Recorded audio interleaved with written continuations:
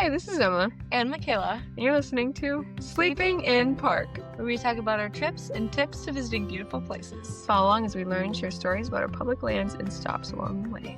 We're back in a car. We are. It's finally nice out in Minnesota again. Although it's probably been nice for a couple episodes. Yeah, that's true. But it's always been too dark by the time we... Yeah.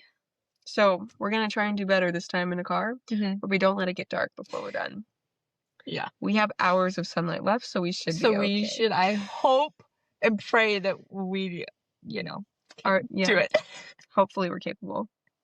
Yeah. Today we are traveling into Idaho. Our first Idaho place, I believe. Yeah. It is Shoshone Falls City Park. Yeah. So it's also different than anything else we've done before. Yeah, because we haven't ever covered a city park before because who knew that a city park would be such a travel destination? Oh, yeah. But I didn't think it was a city park when we first went. I thought it was a state park. So did I. I was so convinced it was a state park. Yeah. So. And it's a city park. Yeah. So. Good for the city, I guess. Yeah, we'll talk more about that later. I go into that. Yeah. I do. Because it was very confusing then to me. Why is it a city park? Yeah. Yeah. But there are so many reasons, apparently. Apparently, yeah. But so Shoshone Falls is said to be like the Niagara Falls of the West. It is 212 feet tall, which is taller than Niagara Falls, and 900 feet wide, and it runs along the Snake River in Twin Falls, Idaho. Again, this park is city-owned and was donated in 1932 by a couple, so it could be maintained as a public park that now gets thousands of visitors each year. The waterfall itself is beautiful, and the area also offers great swimming in the nearby Dirks Lake, along with hiking trails, playgrounds, and picnic area.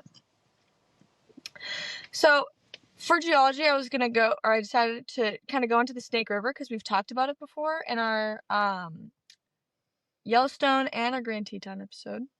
But this is the river that feeds the falls. It starts in Yellowstone and then passes through Grand Teton and travels through Idaho, Nevada, Oregon, and Washington. It's just over 1,000 miles long and is the 9th longest river in the U.S., and its drainage basin is the 10th largest. What is a drainage basin? I don't know. That was, one thing I was like, I did not look into that, but it just said it was the 10th largest, and I was like, oh, that feels significant. Pretty significant, maybe.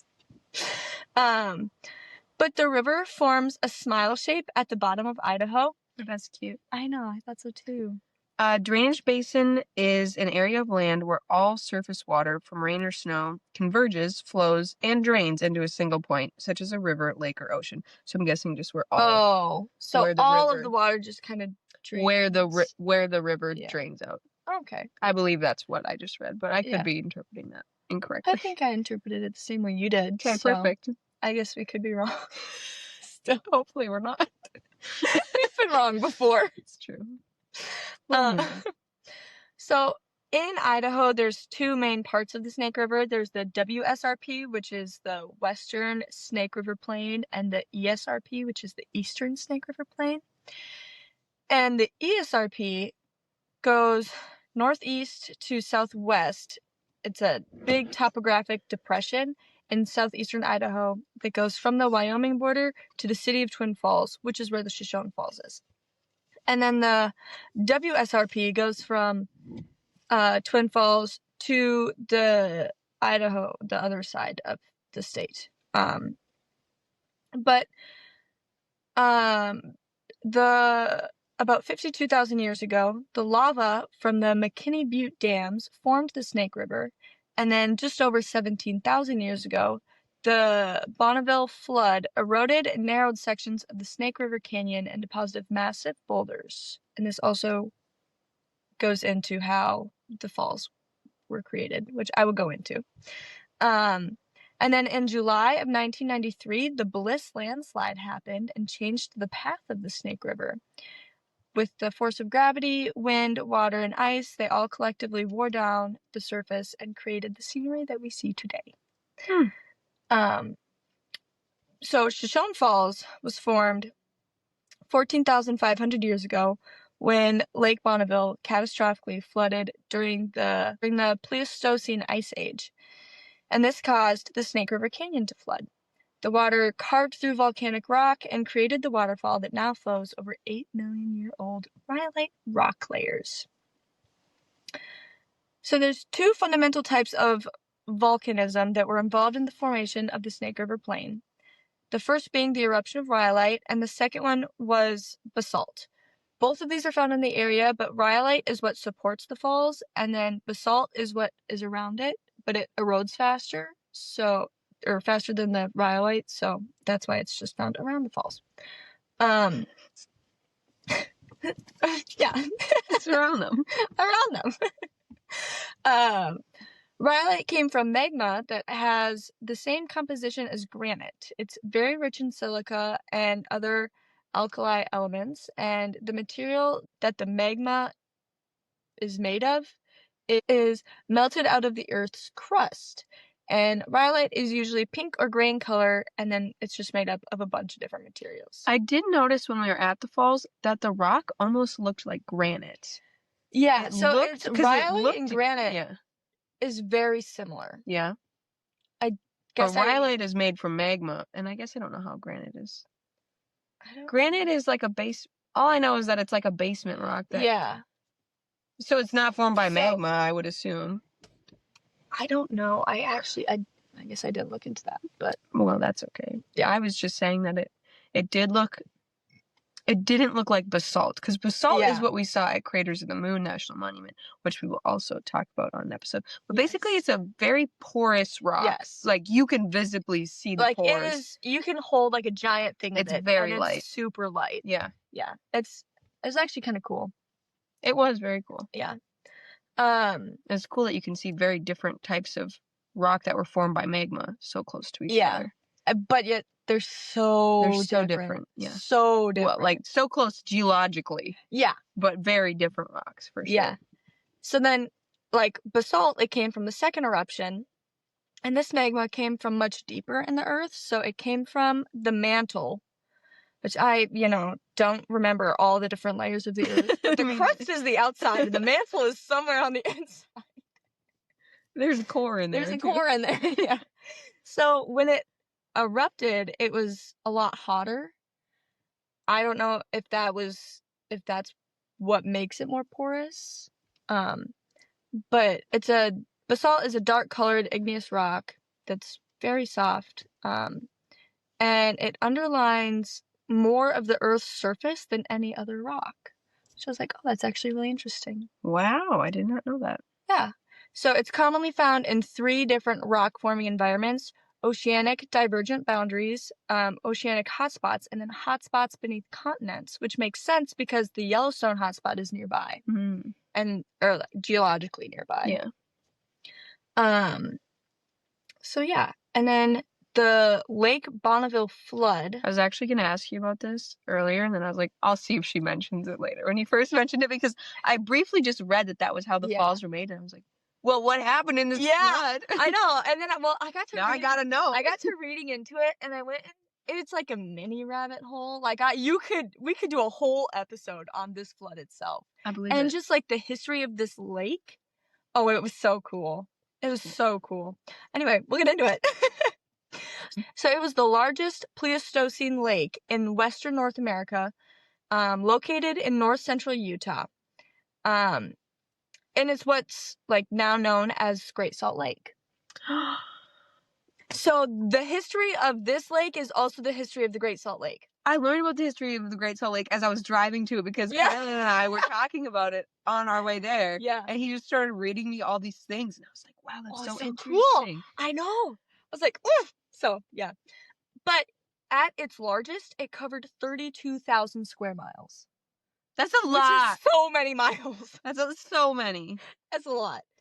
And there was different stages of it. I only went to the Bonneville level, not to its present stage, because there was like 4, I think, different levels that they described. But the first one, the Stansbury level, was from 23 to 20,000 years ago, and that's when the lake covered about 9,300 square miles, and it created the Stansbury Beach.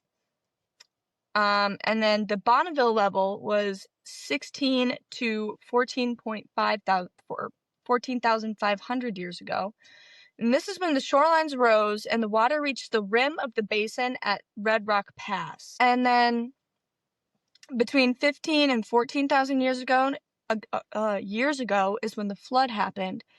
There was a catastrophic failure of the alluvium fan at Red Rocks Pass that released the floodwaters and lowered the overall lake level about 350 feet. So that whole 32,000 miles lowered 350 feet, which is like a lot of water when you think about it. But that is a lot of water. It is a lot of water, yeah. So the alluvial fan is like a cone-shaped deposit of sediment that is created when fast-flowing streams emerge from narrow mountain canyons onto a flat plain. So this giant lake was between two mountain ranges, and there was this giant lake, that mountain ranges, and then I think another smaller lake. So there was that small area between them. That's what an alluvium fan is. Okay. And then there's larger versions of it, which is called an alluvium cone. But it's basically just kind of like that narrow intersection between the two. But basically, it just failed and a ton of water flooded out. Just like act as a buffer that holds the shape of the land. And they are known to be like a natural hazard because of there's such a high risk of flooding. Oh, interesting. Yeah. And then Red Rocks Pass is like a narrow valley north of Cache Valley that is bounded by two mountain ranges. So that's just kind of like where all of this was happening. Mm-hmm. Wow. Yeah. Also, we did not do an explanation of the park map.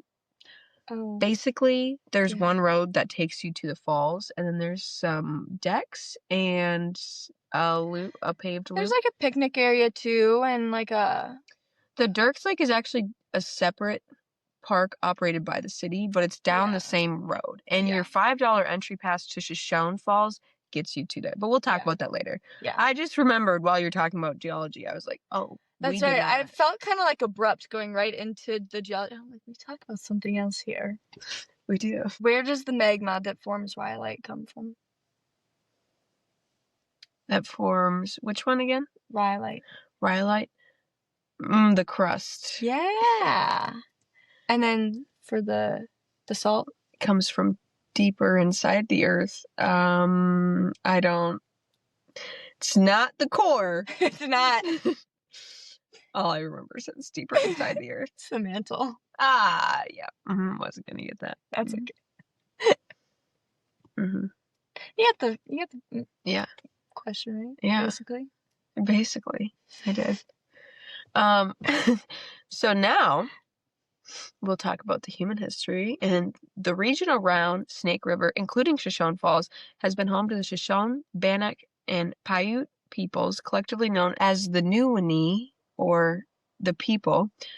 Their homelands span Idaho, Oregon, Nevada, Utah, Wyoming, and Montana.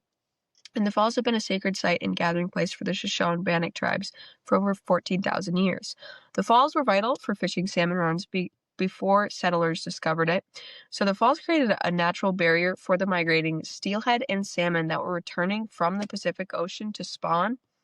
And indigenous bands captured fish from the river, and it provided life-sustaining food and the ability to trade with others that came to the river. Settlers made it a major 19th century Oregon Trail tourist attraction. So with explorers and photographers traveling here as well, like they would have. Did you see the painting from Thomas Moran of the falls? Of the falls? Yeah. I don't think so. Oh, we'll just look it up quick and green screen it. Yeah. I thought, wow, that's so gorgeous. That's not what it looked like. Not that it wasn't pretty. It was still pretty when we saw it. But we saw it in August. So. Oh, yeah. And I'll get into that. We'll get into our experience there. Yeah. It was fantastic.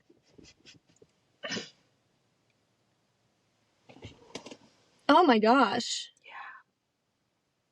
Oh my gosh. Yeah. That is so cool. Isn't it gorgeous? Like, even these ones. Mm-hmm. They actually kind of look like a Niagara Falls. Yeah. Oh. Well, this even looks like, and this looks like it would have been a photograph, actually taken, but. Yeah, but it definitely is flowing, or looks like it could be, yeah. Flowing a lot more than when we saw it. Yes. And the falls are named after the Shoshone tribe, with the USGS actually officially adopting that name in 1905, before it was even preserved as a public land. Yeah. Locals advocated for the creation of a national park actually around the falls as early as 1900, but this never materialized. And once federal interest is rejected, this determines the probability long term, as if they pass on it once, they're less likely to be brought back and approved. Yeah. But I thought it was very interesting that locals did want it to become a national park. So in 1932, as Michaela told us, the land containing the falls were donated to the city of Twin Falls by Frederick and Martha Adams, with the requirement that it be maintained as a public park, since the land was now municipally owned. It was no longer available for federal acquisition without major political and financial effort, which never materialized. The falls have had much change, as the once roaring waters heard from 10 miles away now run much lower due to the demand for water. So by the early 20th century, the Snake River was already being heavily diverted for irrigation and hydroelectric power. The Snake River is actually one of the most heavily diverted rivers in the entire country. I did see that. Yeah. I couldn't believe that. I was like, wow, it's such a beautiful river. Do it to an ugly river. Yeah. But much further up the river, irrigation companies, specifically Twin Falls Canal Company, divert large volumes of water to farmland. It supports crops like potatoes, sugar beets, alfalfa, and barley across the Magic Valley. This valley is one of the most productive regions in the country, actually, for agriculture. Wow. Which I did not know. Me neither. But hydroelectric power generation on this river have several dams that are upstream of the falls. Shoshone Falls Dam 2 is specific for hydroelectric power. It was built in 1907 and is privately owned, with the primary use of producing electricity. And these powerhouses divert water before releasing it back into the river, which reduces the flow. And then tribal water rights and managed flows. So the Shoshone and Bannock tribes hold significant legal water rights in the Snake River Basin for agriculture, in-stream flows, and storage in their major reservoirs as well. And the falls flow is not controlled for tourism, unfortunately, but it's a byproduct of upstream water use. So in the spring, you will see heavier water flows because there's so much snow runoff that the power companies and irrigation companies won't, what they take seems much less compared to when you see it in August. Yeah. When it looks like a normal waterfall. But in the spring, which we haven't seen it in, they still say it is comparative to what it would have been like back in the day. But it's, I mean, when you're diverting so much water for humans, it's unlikely that you're gonna, like, no wonder it doesn't look like the painting I showed you. Yeah. Because when you pull a whole bunch of water out of a river, that's what happens. The waterfalls get littler. Yeah. But this, I read this and I thought, wow. So I just wanted to share it. Just made me ponder. So it's hard to imagine that a writer once compared Shoshone Falls to Niagara Falls, saying, "Surely there must be a God above who made these western falls, which soon shall mock the magic art of the eastern ones and sink them into insignificance." Wow. Yeah. So if you can imagine seeing Niagara Falls and then seeing these and being like, Niagara Falls is a joke. Nothing compared to this. Yeah. So basically, I'm hearing we shouldn't even go to Niagara Falls. We saw a better one. Well, but I don't think we did.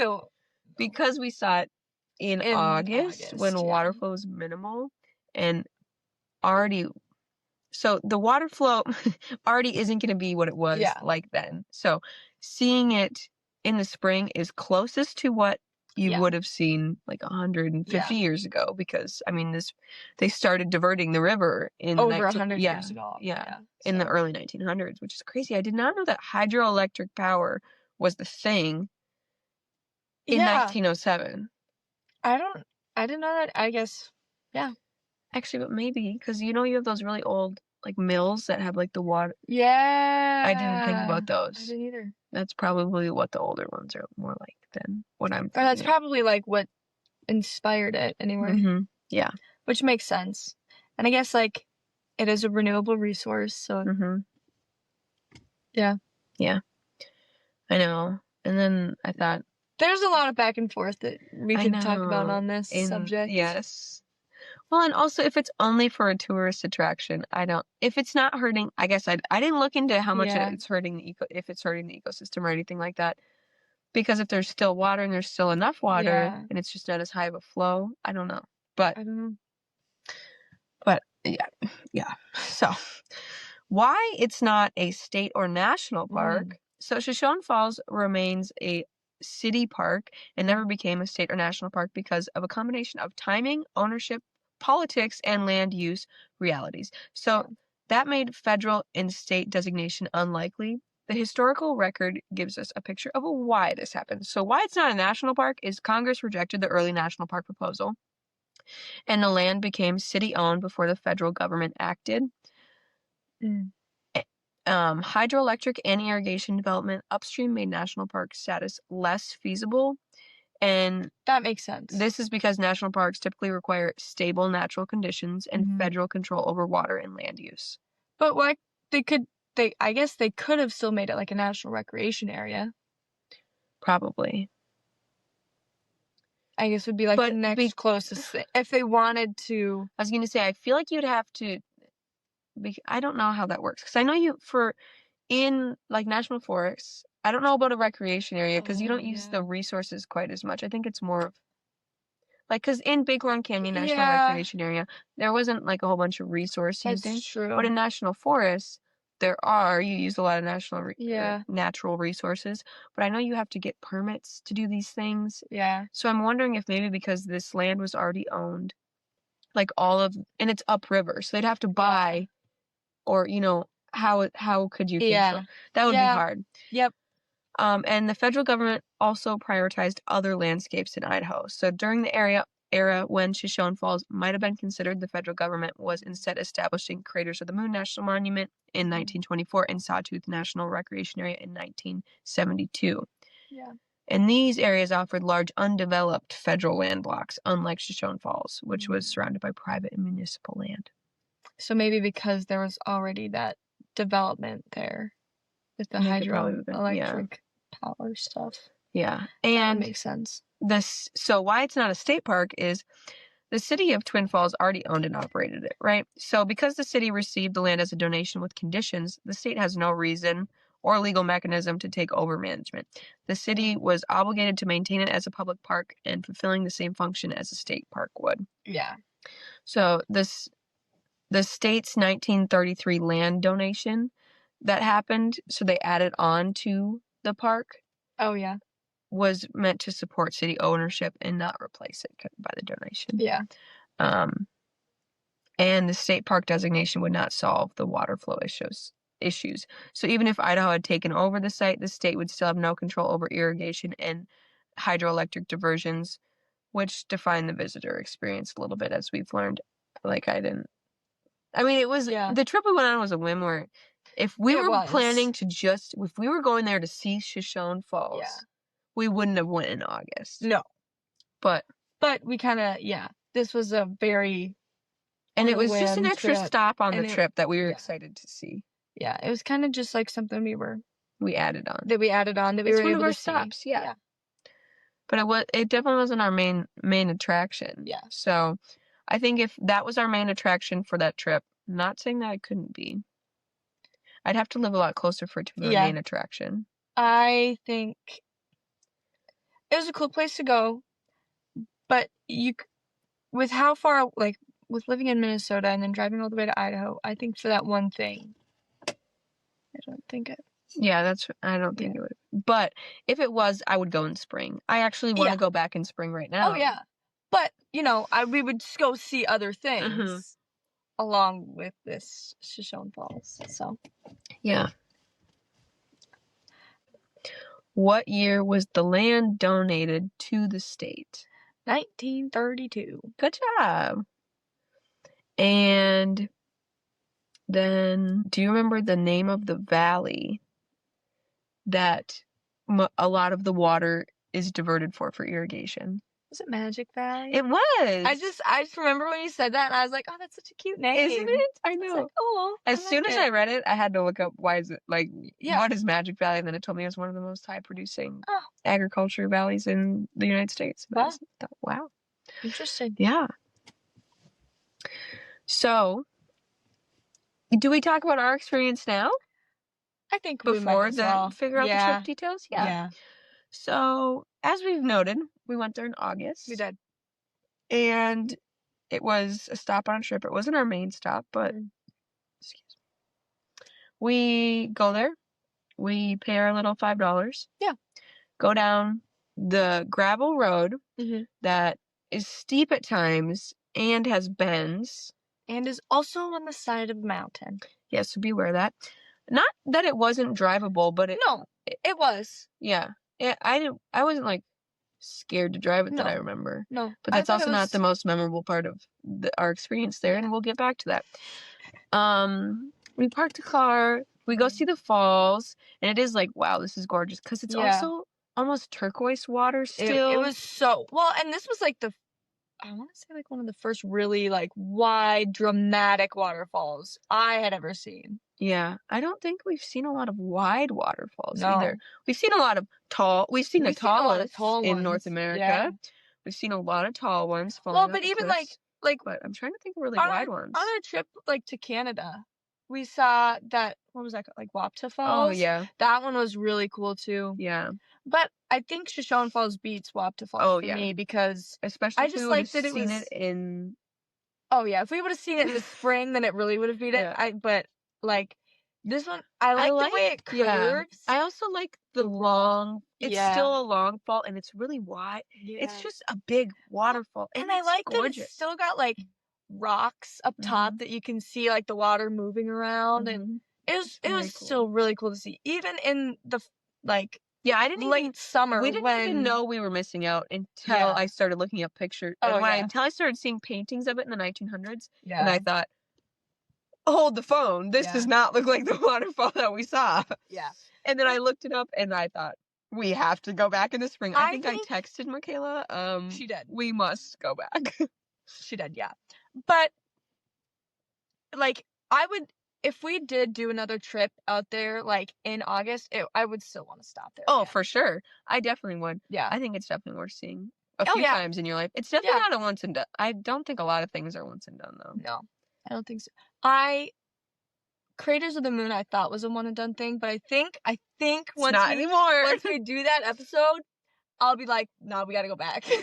Because now I know what I'm looking at. Yeah. Which is another thing that I really love about us doing this podcast, is it's like, it makes me want to go back to the places where I was like, eh. But now I learn about it, and I'm like, oh, this is cool. Yeah. This is so cool. Well, we knew it was volcanic rock, but I think we've learned a lot more about geology than we ever thought we would in the last year since we've started this podcast. Yeah. And now it's much more fascinating to me than it ever was before. I agree. Yeah. Like, it was cool when you tell me a fact, but now that I know how, it's like, now I remember in my brain how these things were created. And it's, just like pieces of the puzzle kind of like getting put together, and I'm just like, oh, this is so cool. Yeah. So we saw the falls, and they're gorgeous. So if you're going in August, still stop. Yeah. Like we said, we both thought it was gorgeous, and we didn't even know that it was so low. It was so, And because I would say it still flows pretty good. Yeah, it does, I think. And then we were heading out. Yep. And there was a tree down at the entrance because of winds, I believe. Like, a tree had fallen down in that less than hour we've been there. Yeah, so we drove back up the road, and then they were like, oh, you have to turn around because there's a tree down. And we just like waited in line for, it was a while that we waited in line to get back up to the station. To turn around. So and then go we back turn down. around. We start going back down, and there's a line of cars coming up the other side of the road. Right, because you can't get out. Because there's a tree down. And so everyone then you have to stop, and, the person at the entrance station tells you, oh, there's a tree down, turn around. Because everyone's like, why can't I leave? Yeah, like, what's up with all this traffic on this dirt road? Yeah. So we start heading back down. Mm-hmm. And as we said before, it's a dirt road. It's not like super narrow, but it's not super wide, and it's on the side of a cliff. So the side that we're driving on is the side that's there's just like rocks. So I love so it's just like a wall of and like some brush, but no brush that you could, not any short brush like Minnesota ditches where you could pull into the ditch and have no damage to your vehicle. And it's like dead brush where it's very sticky. And I would say a lot of it was clipped, so sharp. Imagine sharp ends. Really hard brush. Yeah. So we're coming around this curve, and there's like an RV on this curve or something, and then one of the park vehicles decides that he doesn't want to wait anymore, and that it's fine to just blindly pull out and start driving at us head in oncoming traffic in the wrong lane, knowing that there's people coming back down this dirt road because, hey, there's a tree down, where else are you gonna go? There was cars in front of us, which is something I still can't get past. Anyway, I like how Michaela's very heated about this because it was me driving and it's my parents' car and I'm the one having like an anxiety attack in the driver's seat and crying. Well, because I'm upset that this man is just not, like, I don't like it. If I was driving, I would have done the same thing, because it's like, what else can you, we haven't even gone over what actually happened. I'm getting out of myself. Anyway, so there's this blind curve. Here's us. Here's the park vehicle that's just, and for anyone listening, oh god, there's a blind corner. There's an RV on the blind corner. Mm-hmm. We are up against the brush, mountain wall, driving down on the right side of the road, and a park vehicle goes to pass all of this traffic of cars. Like, it's not like you're just going to cut in front of the RV. You're going to have to drive on the wrong side of the road the entire way back to the entrance station. Yeah. What? And that's the lane we're driving in. Yeah. And there's not a ditch that we can just swerve into. So Emma had to swerve into the mountain as this man came. I am braking as hard as I can. And then while he's still actively coming towards us, like, I don't know if he didn't see us. Was the sun in your eyeballs? I don't know.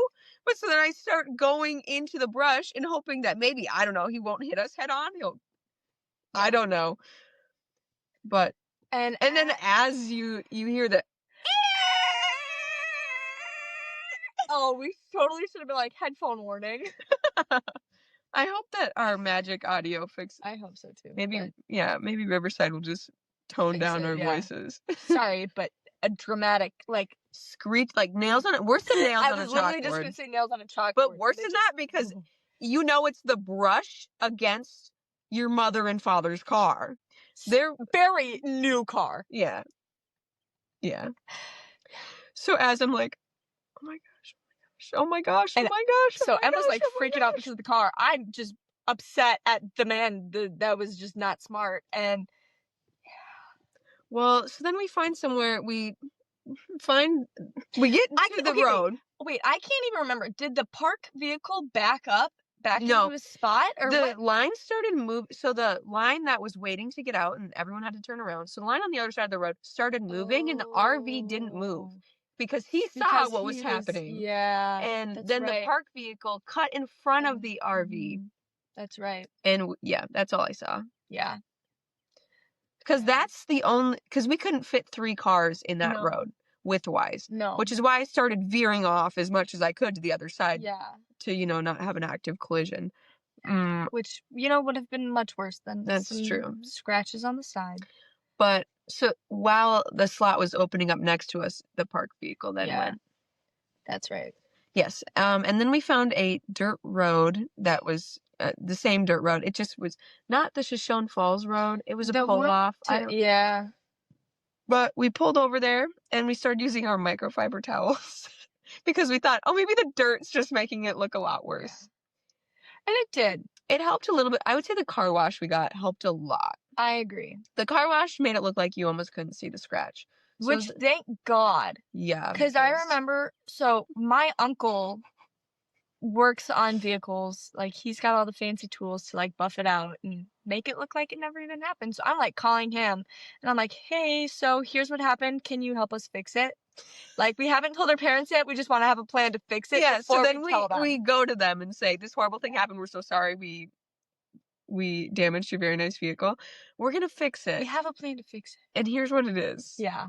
So we're not just going to take your stuff, use it, and then bring it back broken or worse than how you brought it to us. Yeah. So after we get that sorted and we find, okay, maybe we can, it's going to be fine. Yep. And then I'm like, oh my gosh, I have to call my parents and tell them. Yeah. Well, I mean, I was a married woman at the time. Yep. But I was 20 years old. Yeah. And still, like, this is my parents' car. Well, yeah.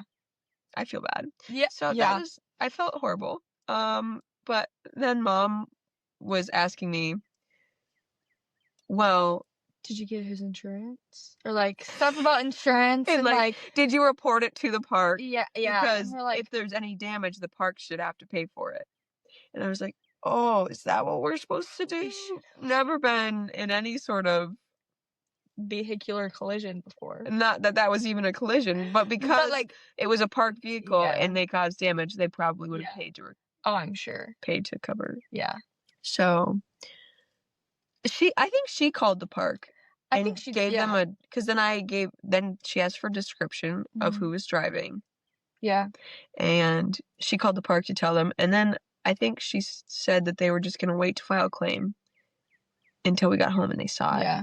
And they ended up, it's fine. Yeah. Because once the car wash, you can't see it. Like, you can't. I remember my uncle called me like 2 months later and was like, hey, like, did you still need that fixed? And I was like, oh, I don't know, actually. I was like, I don't think so. I was going to say, once we got back, you can't. We showed them, and because they're were like, where is it? Yeah. So the car wash really helped. It wasn't really just dirt in the scratch. Yeah. So it was a surface level scratch. Yeah. It wasn't a deep one. No. It sounded deep while it was happening. Oh my gosh, it sounded terrible. Oh, so that's one of the worst things I think that's ever happened on our trips. Yeah. Yeah. Yeah. I think that was the worst thing that happened on that trip. Oh, yeah. We haven't really had a ton of, like, really horrible experiences. No, it's just been some scary things. Like the road that wanted us to drive into a river on our first trip. Yeah. I'd say that, well, and that driving and the that tornado. Road, our second night on the road, and there was a tornado that touched down, like, a few miles from us. And hail. You couldn't see anything. It was us not having service and your parents calling us like, hey, like trying to call us, what's wrong with the car? Because there's like a car sent an alert to my mom's phone that said that like collision something failed. Oh, so she thought we were in a car accident. Yeah. But we had no, Because I was going to say no sensors were broken after the storm was done. No. It just sent her alert that a collision something was failed. Yeah, not working. I don't know. So it made it sound like we were in a car accident and they couldn't reach us. And I mean, we were fine. So we were fine. We were fine. We were fine. Yeah. But then we went to Thousand Springs. Thousand Springs Box Canyon in Thousand Springs. Yes, in Thousand Springs State Park after that. And the day got better. Well, it got worse before it got... But it's fine. It got worse in a different way before it got better, but yeah. I would take that over... Well, yeah, but that's what I mean. Like, it got... I don't think it got worse. I just think it was like... So that's what happened at Shoshone Falls in Idaho. And why it took me a long time to say, I'd want to go back there. Yeah, that's fair. Because at first I was just, no, never. I think I'm okay. We saw it. Don't need to go back on that road. But it would also be nice to redeem ourselves on that road. We didn't do anything wrong on that road. Well, that's true. That's true. That's not us. So. But I would really like to see the falls in the spring. Yeah. Or even early summer, like June. Yeah. I know. I actually have been thinking the next time we go to the Tetons. Just hop over to Idaho. It's absolutely what I've been thinking. The next time. Well, wait. We could totally just add it to our Utah trip. That would be even later, though. Oh, that's right. That's in September. Yeah. Never mind. I lied. Well, next spring. That's what I was Early thinking. summer. No, for real. Yeah. Anyway. So, but the falls were beautiful. They were. We had a terrible driving experience there, especially as two very young girls that had never been in a car accident. Didn't know what to do. But you live and you learn. Exactly. They're all life lessons, right? And thankfully, it just ended up working out in our favor. It did. It really did. For the most part. Blessed. Yeah, honestly. Yeah. But so how long should you take out of your day to visit this place? I would say half a day. Yeah. Couple hours. A few hours. Like, you could totally do like a little midday, like late morning, and then have like lunch there, and then go. I think I would do sunset at the falls. Or sunset. I would. Well, we can do a perfect day in the park after we talk a little bit more about it. But you can see it in a few hours. Definitely in one day. You don't need more than one day there. I mean, I think we were only there for like a couple of, an hour. Yeah, probably. Maybe. So we didn't go to Dirks Lake. No. Or do the 8-mile paved trail that's there. But it's $5 per vehicle from March through September and is open year round from dawn to dusk, but may temporarily close in the winter because of road conditions. There is no camping in the park, but privately owned campsites are around the park. But there were no recreation.gov state parks within 30 minutes. So I just, you're going to have to go stay in Twin Falls or stay at a privately owned campsite. Yeah. Unless it's only half a day and then you drive somewhere else. Yeah. But when to go, spring is my recommended time. Yeah. Peak waterfall season with the highest flow and cool breezy conditions. Summer, you'll have lower flow with warm weather and is their busy season. And then fall, it's quiet and cool with a minimal flow. And in the winter, it's quiet, cold, and sometimes snowy. A low flow and falls may freeze partially in cold spells, but it's not guaranteed. So don't go there. That would be pretty cool to see too. But that would be really hard to time because they said it's not. Like if you lived nearby and you're like, oh, it's going to be really cold this day, that might be cool to see. That would be cool to see. Because even just going up to. Even to see partially frozen. Yeah. And then some things to do. See the falls from the viewing observation deck. Yeah. And then your entry fee, as I mentioned, also covers Dirks Lake, just up the road on the same road. Yeah. That has a swimming area, fishing, paddleboarding, more hiking trails, and rock formations with canyon views. And then some hikes. Make sure to just have good weather. And, none of these are crazy. But the observation deck trails, they're short, paved paths, about 0.3 miles leading from the parking lot to high viewpoint observation decks for direct views of the falls. And then the Canyon Rim Trail is a paved 8+ mile trail extending from Shoshone Falls that is perfect for walking and biking and provides extensive views of the canyon. And then this one's in the Dirks Lake City Park part, but Dirks Lake Trail is located near the falls, and the trail is a 1.7 mile loop with views of the lake that shows unique geology and the canyon. Yeah. And then I would say some honorable mentions close by are Dirks Lake, because it's right there and it's free to get in if you paid to get into the falls. Exactly. Thousand Springs State Park and Craters of the Moon National Monument. Yeah. And Preserve. So those are some right in Idaho for you. Exactly. Otherwise, if you're coming, Tetons are at the bottom of Yellowstone. Idaho. Yeah, Tetons, Yellowstone. Bear Lake State Park I've wanted to go to. That's on my bucket list. It's half in Idaho and half in Utah. Do you remember? It looked really blue and pretty. I might be showing you the pictures. Yeah. But then I guess also if you're coming up from the south, there's Utah. Antelope Island State Park. If you're coming from northern Idaho, maybe Sawtooth. National Forest. So many places. Idaho's gorgeous. You won't regret it. No.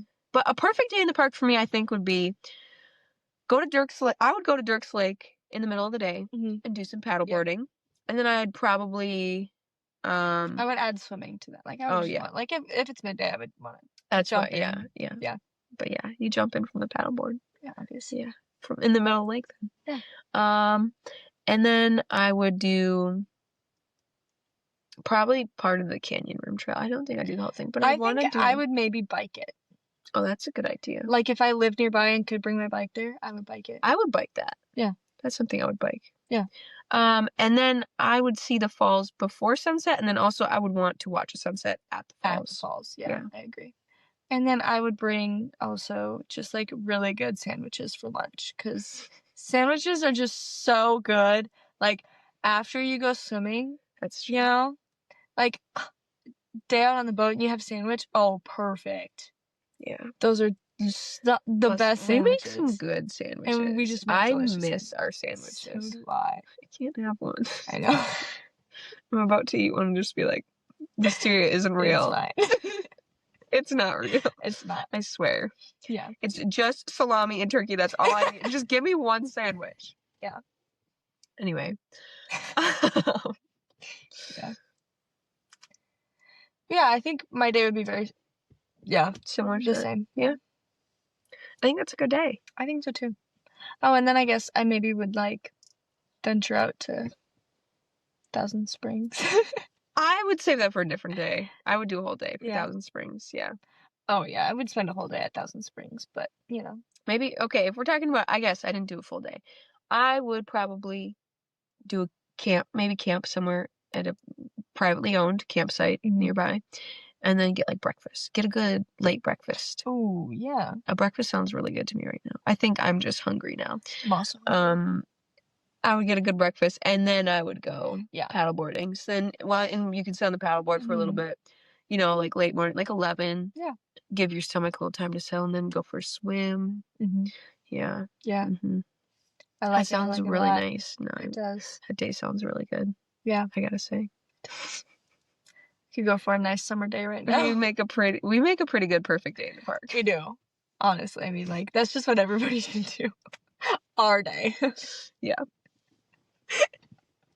But you also have minimal options there, so That is very if true. you don't do our day, I guess you only have a few variations of our day you can do. Yeah, pretty much. Because it's a city park and it's so small, but they do have like little playgrounds there, so if you have kids, oh like, yeah, you could you easily like play out on the playgrounds for a little bit. Yeah, for sure. Yeah. But yeah, I think that's all we got for you for Shoshone Falls. Yeah, it's gorgeous. Go visit. Please do. It's super cool. Yeah, and thank you for listening. Please like, share, and subscribe to Sleeping in Park.